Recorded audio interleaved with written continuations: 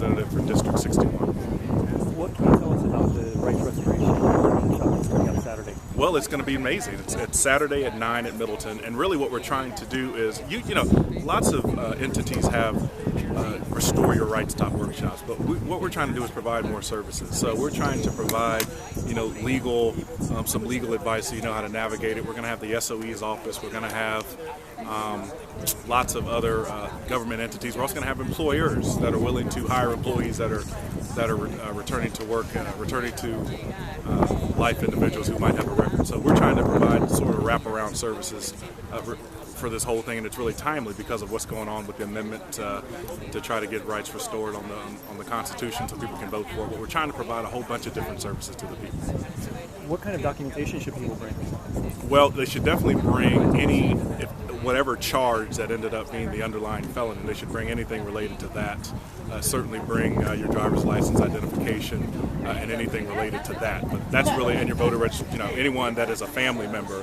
If you don't have your rights to vote, any family member, they ought to bring their voter registration to them. So, a lot of times, family members will not be registered to vote because the family member has lost their rights. So a lot of times family members don't take it as serious and don't think it's a big deal because, well, if he can't vote, she can't vote, I'm not interested. But we want everybody involved in the family to be able to be registered to vote. You mentioned the constitutional amendment. I want to tell people about that. What's the status quo now, and what do you hope it will be if this constitutional amendment passes? Well, right now, if you commit a felony, your rights can only be restored if you go before the cabinet. It's a very laborious process.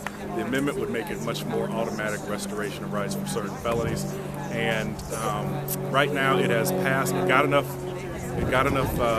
signatures to go to the Supreme Court. The Supreme Court approved it, so now it's got to give enough signatures to get on the ballot. And I think it needs 700,000 plus signatures. So right now we're in the process of gathering those signatures. So we're certainly going to be trying to make sure that we help with that effort to gather those signatures.